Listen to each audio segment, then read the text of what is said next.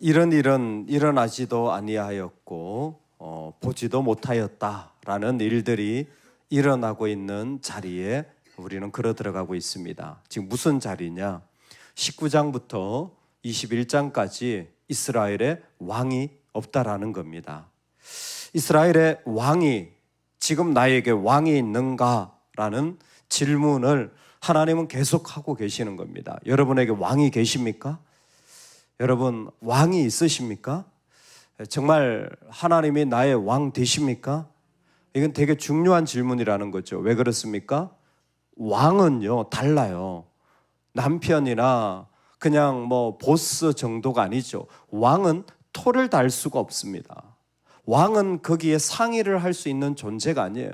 왕은 왕 앞에 절대적으로 순종되어져야 되는 것입니다. 근데 왜 자꾸 이렇게 왕이 없다, 왕이 있냐라고 자꾸 물어보십니까? 왜냐하면 교회를 다니고 성전에 나가는데 어떤 사람은 자기 가족이 왕이에요. 하나님 말씀을 듣고는 안 움직이는데 가족의 말을 들으면 확 움직여지는 사람이 있어요. 어떤 사람은 자기 자신이 왕이에요. 내가 결정하기 전까지는 누구의 말도 안 듣는 사람이 있습니다. 어떤 사람은 세상의 논리가 왕이에요. 이 왕이 있는가라는 질문을 계속 우리 앞에 하는 거예요. 여러분, 만약 우리에게 왕이 있다면, 정말 주님이 나의 왕이시라면 우리의 모습은 하나입니다. 그 앞에 엎드려지는 거예요. 왕이 있다면 그 사람은 엎드릴 수 있는 사람인 거예요. 내가 아무리 높고 옳고 맞아도 왕 앞에서는 엎드려지는 거예요. 여러분, 엎드려질 수 있기를 소망합니다. 그래서요, 진짜 신앙인들이 있어요. 진짜 순수한 신앙인들이 있어요. 진짜 하나님이 왕인 사람 어떤 사람입니까? 그 보좌 앞에 자신의 관을 다 내려놓잖아요. 계시록 4장에 24장로들이 보좌에 앉으신 이를 경배할 때 자신의 관을 내려놓았다 그랬어요.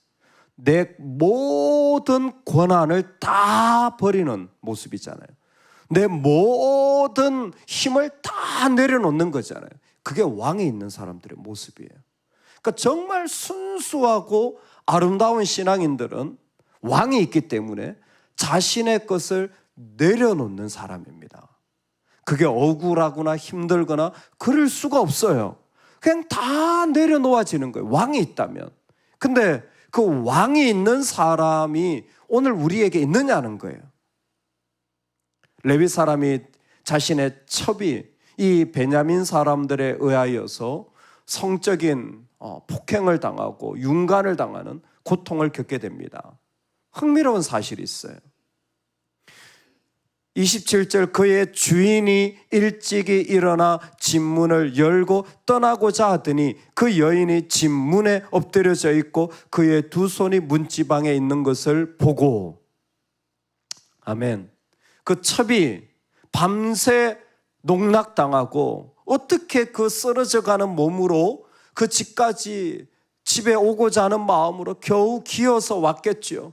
그리고는 그 문지방에 쓰러져서 완전히 내동댕이 쳐진 거예요. 얼마나 비참하고 아픕니까? 그런데도 이 여인은 집으로 오는 겁니다. 참 아픔과 고통이 있지만 이와 같이 그 자리로 나가는 사람들이 있어요. 근데 하나님이 이때에 이 남편의 모습을 가만히 봐요. 여러분 가만히 보세요. 이 사람한테 왕이 있는지 없는지가 보인다니까요. 왕이 있으면 그 사람은 엎드려져요. 목소리가 낮아지고 자기 관을 내려놓고 자신의 의가 사라지게 되어져요. 할렐루야. 근데 하나님이 남편을 봐요. 남편이 어떻게 됐느냐? 남편이었어요. 19장 3절에. 근데 27절에 보니까 주인이에요. 남편이에요. 근데 주인이 됐어요. 이건 신분의 변화만이 아닙니다. 이 사람은 왕이 없는 사람이라는 거예요. 누가? 레위 사람이. 레위는 하나님이 왕이어야 되잖아요. 다른 모든 지파들이 아니라고 할지라도 레위는 하나님이 왕이어야 되잖아요. 세상 모든 사람들이 아니라고 할지라도 우리는 하나님이 왕이어야 하잖아요. 근데 남편으로서도 엎드려져야 될 사람이 지금 어떤 사람은 주인이 돼버린 거예요. 즉, 이 첩을 향한 모습이 뭐냐면 너 내 말대로 해. 너 내 거야. 넌 내 소유야. 내 방식대로 안 하면 넌 죽어. 지금 이게 주인이잖아요. 왕이 없다는 거예요. 왕되지 못하신 하나님의 모습을 이 레위에게서 정확하게 발견하고 드러나고 있는 것입니다. 얼마나 왕되지 못한 모습이 일어나느냐, 주인이 되어졌을 뿐만이 아닙니다. 그 여인이 그곳에 엎드려져 있는데 일어나 가자, 못 일어나요. 나중에 다시 자기 곳으로 돌아가서 보니까 죽었어요. 죽은 그 사람을, 그 여인을 토막을 내가지고 그 지파들에게 다 보냅니다. 그 시신을 다 잘라 다 보내요.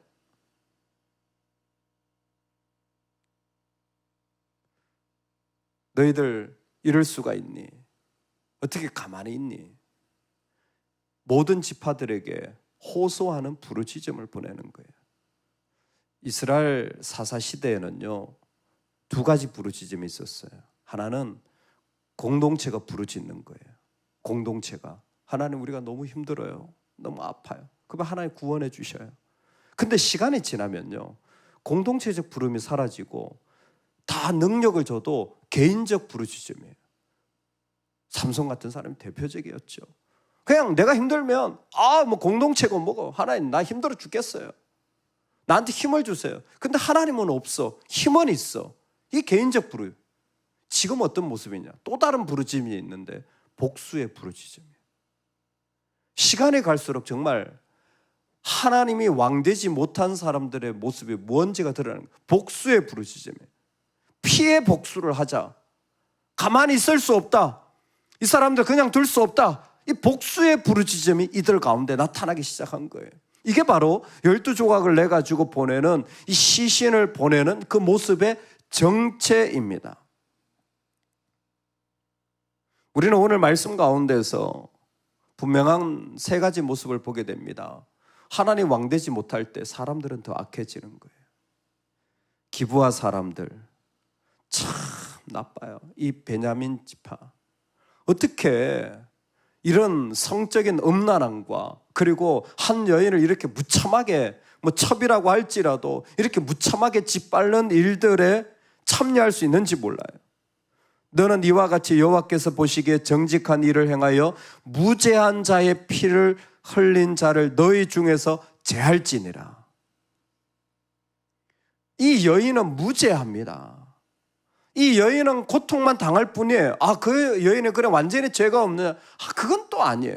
이 여인이 사실 외도에서 이 레위가 데려온 모습이 있었기 때문에 이 여인도 죄가 있어요. 하지만 그렇다고 해서 그 여인을 이렇게 대하는 것은, 하나님은 기브아 사람들이 무죄한 자의 피를 흘리는 이 사람들에게 악하게 하지 않았음에도 이 악한 모습을 대하는 악이 있음을 말씀해 주고 있습니다. 그 죽게 된 여인을 레위는 또한 집에 들어서자마자 칼을 가져다가 첩의 죽음을 12토막을 내는 겁니다. 지금도 어떤 이유에서든 죽음, 시신을 훼손하는 건 심각한 중범죄예요. 하물며 율법을 가지고 하나님 앞에 서 있는 백성들이야 이거야말로 정말 어떻게 이렇게까지 할 수 있나? 사람은 그렇게 악할 수 있어요. 더 악해질 수도 있습니다. 제일 놀라운 팩트는 세 번째입니다. 레위는 그 모든 토막을 모든 지파에게 보냅니다. 여러분 이게 뭔지 아세요? 모든 지파에게 메시지를 보내는 거예요. 피해 복수를 하자는 거죠. 근데 모든 지파에게 메시지를 보낼 수 있는 사람이 누구냐면 사사예요. 사사 시대에 모든 지파에게 메시지를 보낼 수 있는 건 사사예요. 이 사람은 사사로 임명된 적이 한 번도 없습니다. 그것도 타락한 레위예요. 근데 어느덧 자기가 사사가 됐어요. 셀프 사사. 혼자 사사가 된 거예요. 참 소문으로만 들었는데 얼마 전에 어떤 분이 요즘 한국에 사이비 목사들이 많은데 참 그분이 분명히 2주 전에는 집사였는데 2주 뒤에 목사가 돼서 왔대요. 그리고 지금 청소년 집회 강사를 하고 다닌다는 거예요. 이야, 내가 태평양 안수는 들어봐도 인천공항에서는 집사님이었는데 LA 딱 도착하면 목사님이 되시는 분들은 들어봐도 한국 땅에 있으면서 2주 전에 집사였다가 2주 뒤에 목사가 되는 일들은 또 처음 들어봤네. 이 땅에 일어나고 있는 일의 정체가 뭡니까? 여러분 자신이 목회자 노릇하고 있는 거예요. 교회에. 목사님 목회를 못해요. 교회 목사님이 참 많으세요. 그래서 그분들이 다 목사하고 있어요.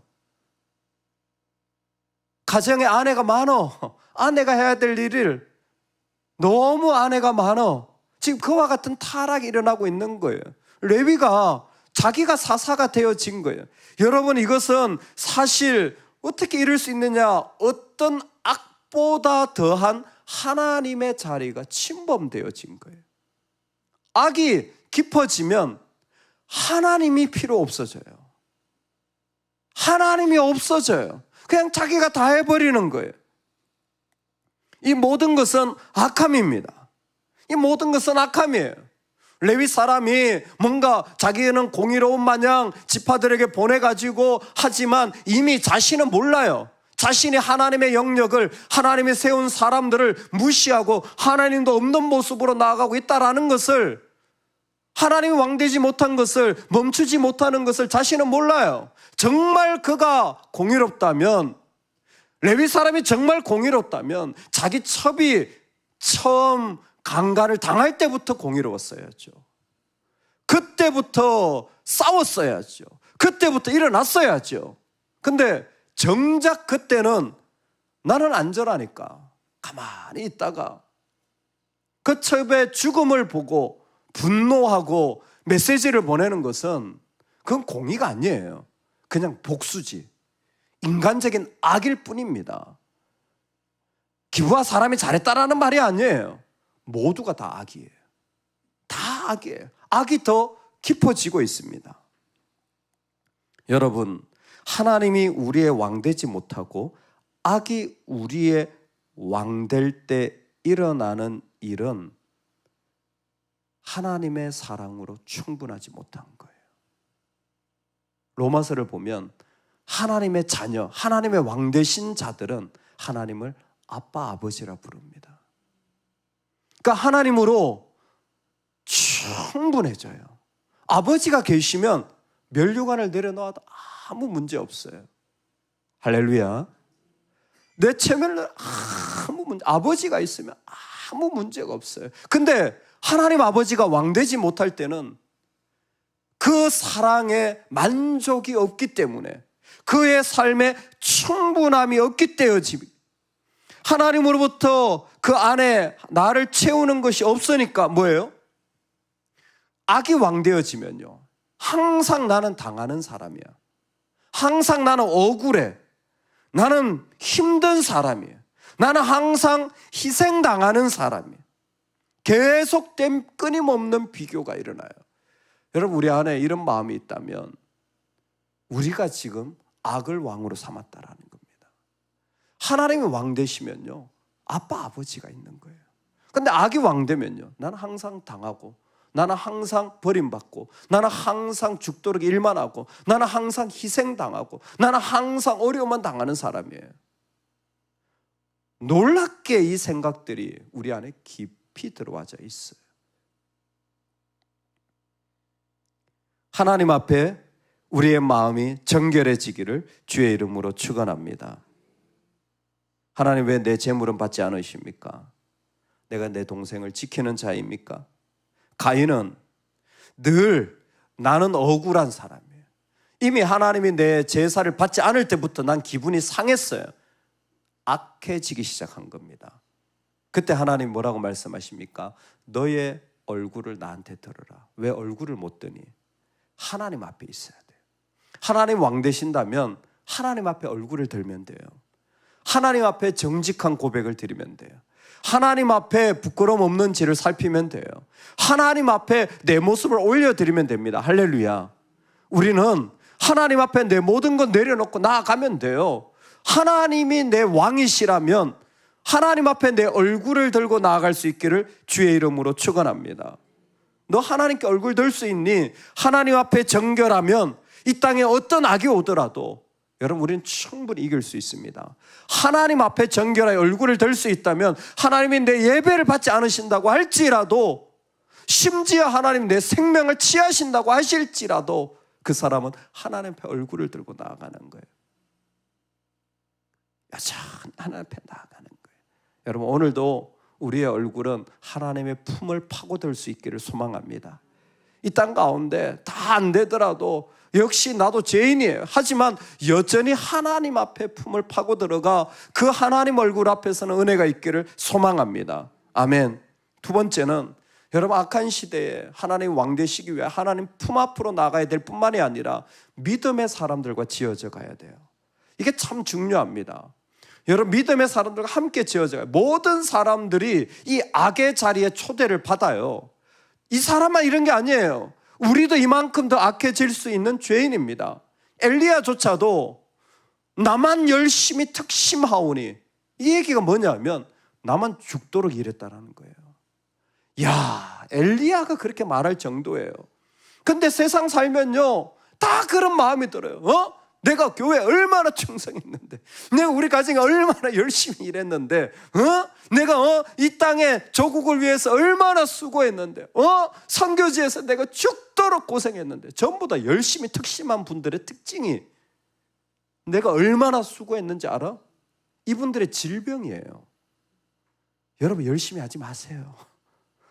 그 마음 들까 두렵습니다. 그때 하나님의 처방이 뭡니까? 얼마 성질한지 나 죽여달라 그러잖아요. 막 나를 죽여달라. 엘리야야, 내가 너를 위하여서 바알에게 무릎 꿇지 아니한 7,000명을 남겨놨다. 너 대단한 것 같지?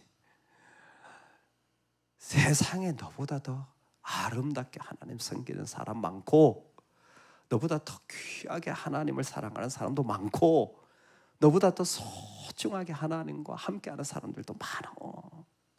그리고 그들이 너의 형제들이야. 너 혼자 아니야. 언제? 공동체예요. 참 신기하죠? 그 아무것도 아닌데 우리가 연약할 때 주일 학생이 한번 손잡아줘도 눈물이 나고 위로가 되어지는 거예요. 공동체인 거예요. 믿음의 사람들과 함께 지어져 가는 성전으로 에베소서는 우리에게 말해주고 있잖아요. 함께 믿음의 사람들과 있을 때 악은 우리의 왕이 되지 못하고 하나님이 우리의 왕 되어지시는 거예요. 여러분 믿음의 사람들에게 더욱더 함께 지어져 가서 이 땅에서 우리도 열심으로 할 때 엘리야와 같이 어떻게 죽을 지경의 마음이 있을 수도 있지만, 아니요, 믿음의 연합은 세상의 모든 악함을 무너뜨리는 거예요. 이 땅의 어떤 악함도 하나님의 나라 교회 가운데 이길 수 없습니다. 언제까지? 말세가 끝나는 그 순간까지 하나님은 이 믿음의 연합을 통하여 지금도 바알에게 무릎 꿇지 아니하는 하나님을 향하여 섬겨나가는 자들을 곳곳에 지금도 세워가시고 이렇게 가고 계신 줄로 믿습니다. 너무 아름다운 하나님의 일들이 준비되어져 있어요. 우리 눈에는 더 악해져 가고 있는 게 사실입니다. 그 본질은 왕 없기 때문이에요. 자기를 낮출 수도, 자기 면류관을 내려놓을 수도 없는 사람들 사이에서 오늘 하나님은 우리 가운데 내가 힘들고 희생당하고 어떻게 보면 하나님의 영역조차 무시해버리는 사람들 사이에서 아니야, 너의 얼굴을 하나님께 들어라. 너의 삶의 자리에 하나님께 파고들어라. 아버지라고 부르며 달려가는 은혜가 있기를 소망합니다. 두 번째, 믿음의 연합을 합시다. 믿음의 연합을 합시다. 다른 모든 거 다 버리고 믿음의 연합을 할 때 나 혼자 있어도 하나님은 여전히 세상의 모든 사람들을 깨워서 하나님의 나라를 지금도 세워가고 계십니다. 이 믿음의 연합을 통하여 우리에게 하나님이 왕 되시는 은혜가 있기를 간절히 소망합니다.